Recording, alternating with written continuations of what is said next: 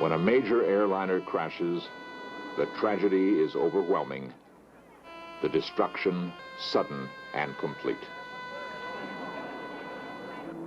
In the spring of 1979, a New York woman has a series of dreams of an airliner disaster in the Midwest. 2 months later, a Cincinnati man dreams of a large jet in peril. It crashes and explodes. The dream repeats 10 nights in a row, and no matter what he does, it will not leave him alone. Were these dreams just nightmares, or will they prove to be prophecy?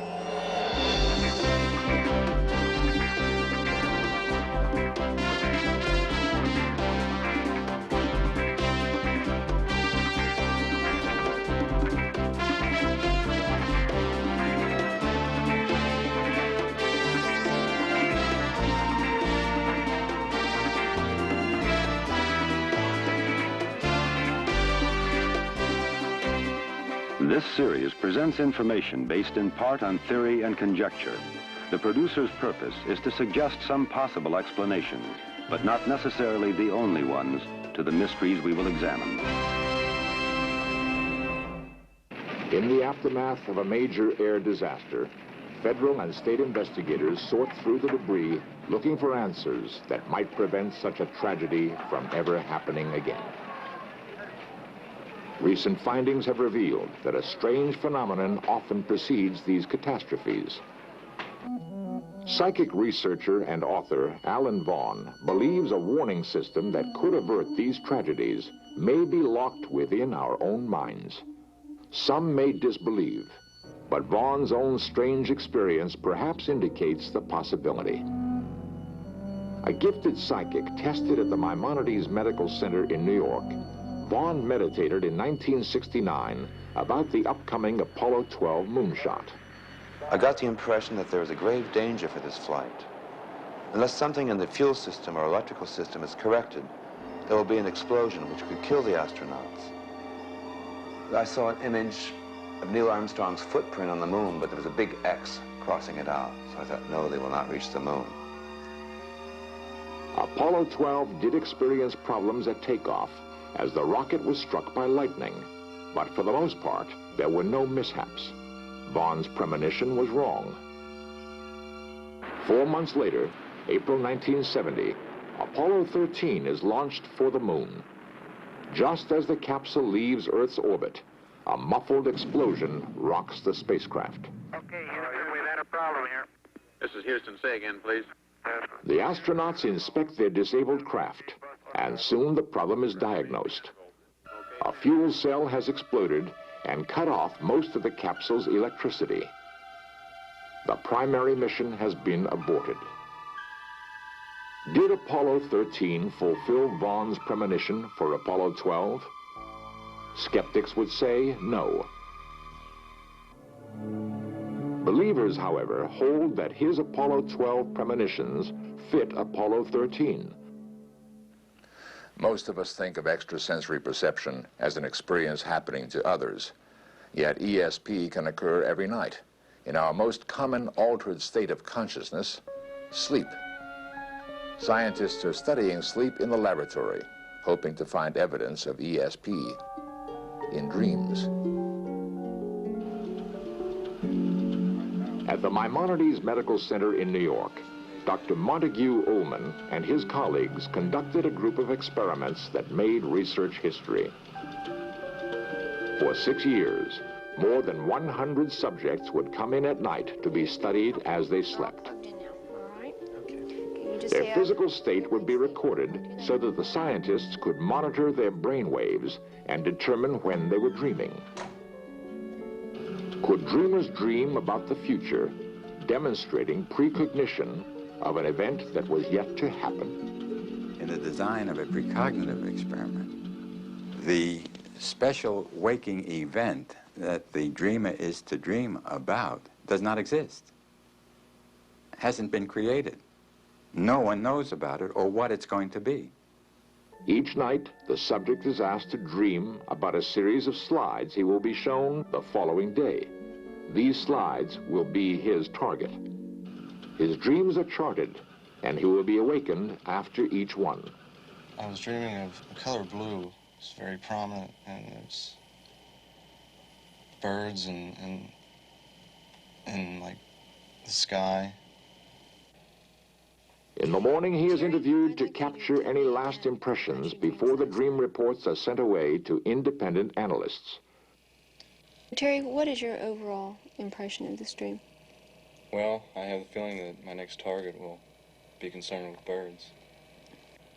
Later that day, another experimenter who knows nothing about the subject's dreams selects a slideshow at random. If the topic of the show corresponds to his dream, the target will be hit.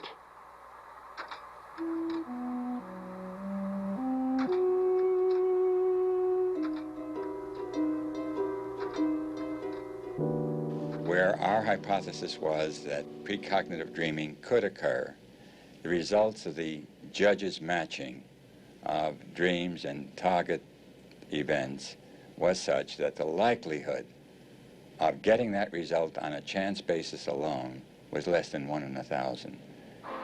This case, plus many others, suggests that precognition can occur in our dreams. However, precognition isn't limited to the laboratory. How many of us are glimpsing the future in our ordinary dreams and nightmares? Perhaps these dreams can be used to save hundreds of lives. Robert Nelson is searching for someone, maybe that 1 in 1,000, who can foresee the future and help prevent disasters. Nelson founded the Central Premonitions Registry. He regularly receives letters from people who feel they have had a preview of an important upcoming event. His files contain many intriguing correlations between news items and these predictions. What would happen if he received several warnings of a major air crash? We would certainly draw up a letter to the heads of the airlines and also to the FAA pointing out that we have received careful and detailed predictions relating to what could be a disaster. And we would send this to the involved airline, plus we would probably send it to the other airlines too in case there was a miss on the airline, plus to the FAA. We would make sure that this information was disseminated. Every day, Nelson searches his mail for messages of the future. But so far, no individual dream message has provided enough information to prevent a disaster.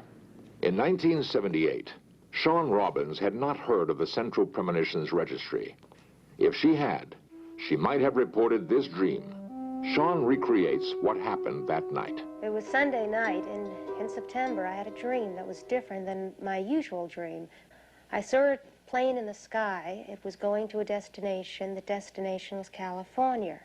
I had the feeling that the disaster was about to happen and would be the United States' worst in history. I also felt that this dream had a meaning to it, meaning it was imminent. The disaster was about to happen. I woke up. I had a radio show the next morning. As a personal counselor who feels she has a heightened sense of ESP, Shawn is often interviewed on the subject. The morning after her dream, she was featured by Buddy Dean on KOTN in Pine Bluff, Arkansas. We were on the air, and she said, I have had a dream, or words to that effect, that there is going to be a major air disaster. She emphasized major air disaster. Well, I didn't think a lot about it at that time, but about 3 hours later, I was driving in my automobile with the car radio on, and I heard our news director announcing a major air disaster in San Diego. Less than 24 hours after Shawn's dream, a jet airliner collided with a private plane over San Diego, California.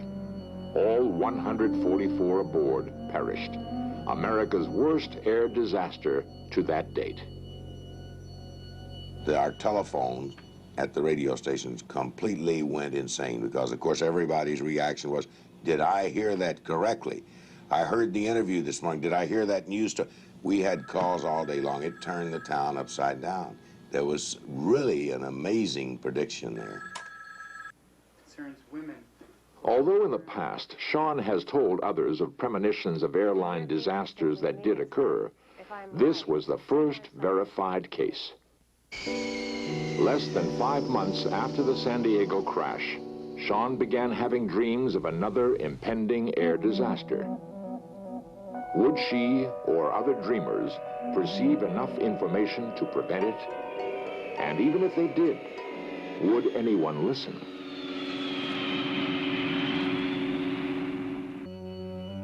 In March 1979, Sean Robbins dreamed of another major plane crash. She sensed this event was still weeks or months away, but approaching with a terrible certainty. On March 12th, she told her premonition to John Erling, whose morning talk show is broadcast on KRMG in Tulsa, Oklahoma. Of 72. And halfway through our conversation, as I started talking about previous airline crashes that had been predicted by her, she said, as a matter of fact, John, she said, I had a dream last night about a major airline crash that would happen in the Midwest. At that time, she gave me numbers, which could have been the flight number and tail numbers, as I recall, and said that was by a major airlines. Off the air, she gave me the name of the airlines. And I gave a destination. I felt California would be important, as well as the Midwest, but I did not know at the time the interconnecting facts. In the following weeks, Sean tried to escape the fear that was becoming a constant part of her life. But you can't forget plane crash dreams. They don't let you forget. They come back, and they come back without warning. It's as if they want the story to be told. They have a mind of their own. Sean continued to dream specific details about the disaster she felt was coming. On April 26th, she reported these to Ed Hartley on WKBX in Savannah, Georgia. Any idea on how many people may be involved?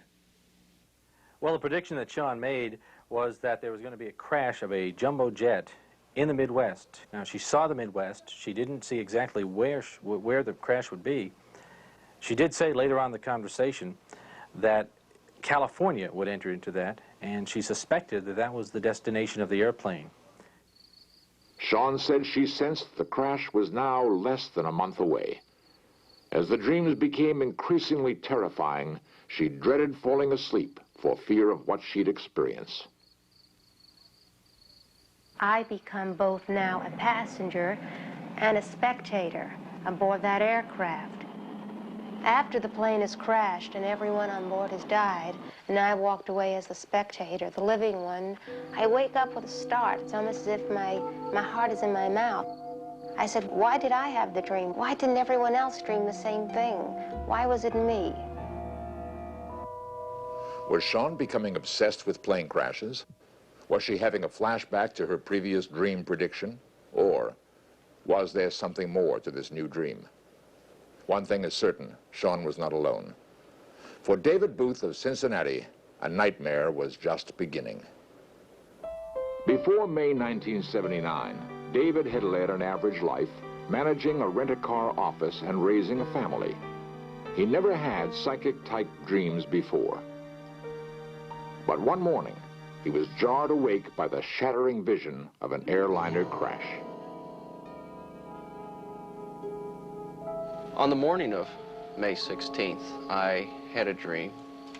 I'm looking out to my right over a field, and there's a tree line diagonally down like that. And I look up in the air, and there's this great big jet, and it wasn't making the noise that it should.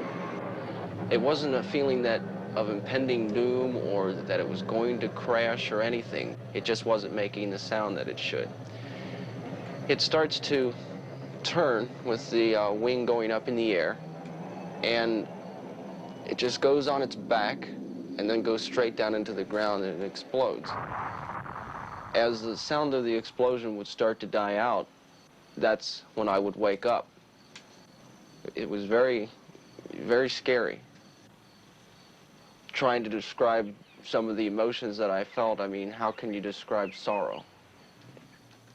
David was unable to understand his frightening dream. All that day, he tried to forget it by losing himself in his work. For the moment, he shared his experience with no one. That night, he went to bed exhausted, hoping his sleep would be undisturbed. The second night that I had the dream was a very weird experience. When I woke up, I had been crying. The main feeling that I had was urgency, as if I was being compelled to do something, to act fast. As the week progressed and the dream repeated every night, David found it harder to ignore. Still, he kept it to himself. Tuesday, May 22nd, David had the dream for the 7th night in a row. He began to feel he would have no peace until he took action. It starts to bank off and just rolls on its back and down it goes. And the same explosion. Nothing. David telephoned the Cincinnati office of the Federal Aviation Administration and spoke to facilities manager Paul Williams. The first thing David described to me was the type aircraft he thought it was. First of all, he identified it as an American Airlines plane. He described it as a big plane with an engine on the tail. Now, I asked him if he knew specifically what type aircraft it was, but David didn't know one type aircraft from another. Williams asked David to search the dream for more specific information. But each night it came back frustratingly the same. All that week, they spent hours reviewing every detail. My initial reaction to his description of the aircraft was that it was a Boeing 727. However, the engine on a Boeing 727 is in the tail, and the engine on a DC-10 is on the tail. A more accurate description of what he told me would be a DC-10 or a plane similar to that, because he described the plane as having an engine on the tail. On Friday morning, May 25th, the start of the Memorial Day weekend, David had the dream for the 10th time.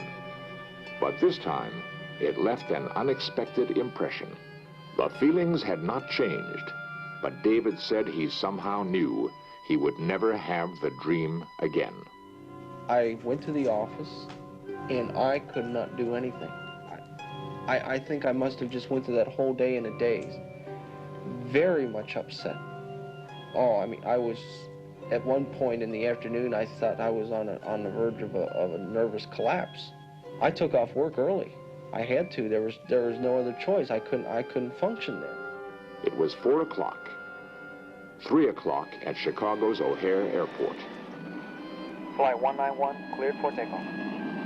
191, roger, here we go. 270 people were aboard Flight 191, a DC-10 bound for Los Angeles. Was this the flight David and Sean had seen? Sean had seen an American Airlines jet bound for California involved in a Midwest crash. David identified the same airline and saw trouble for a large jet with an engine on its tail. And I look up in the air, and there's this great big jet, and it just wasn't making the sound that it should. It starts to turn with the wing going up in the air, and then goes straight down into the ground, and it explodes. One of the plane's engines had broken away during takeoff. At 500 feet, the plane began dropping. Eyewitnesses reported the other wing engine shut off. There was silence in the air. It was the worst air disaster in U.S. history. All those aboard died.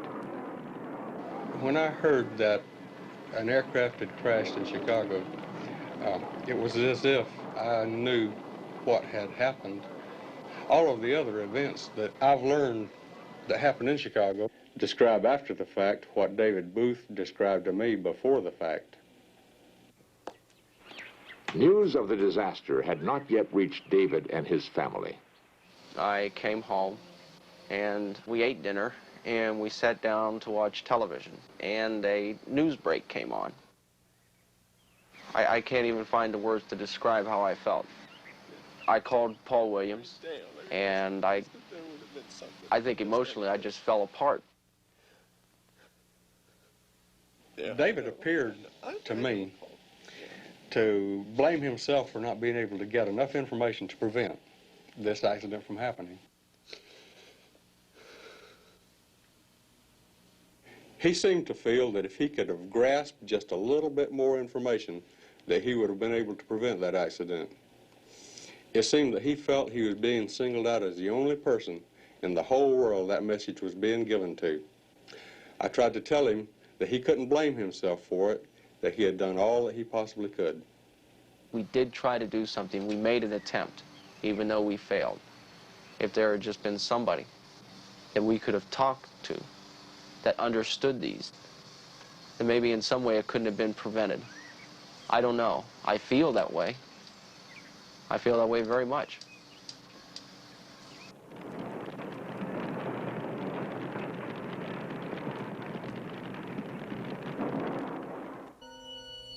Since his premonition about Apollo 12, Alan Vaughn has started dream workshops. At the New Ways of Consciousness Foundation in San Francisco, he helps people learn about the inner world of their minds and suggests techniques for coping with frightening dreams of the future. Instead of being frightened by them, learn to talk to them and understand them. And then after a while, your dreams will give you images that can really be helpful. So you can turn a frightening situation where the dreams terrify you into a situation where the dreams bring gold. Robert Nelson continues his search for dreams of the future. If you have a premonition, write to the Central Premonitions Registry, Box 482, Times Square Station, New York, New York, 10036.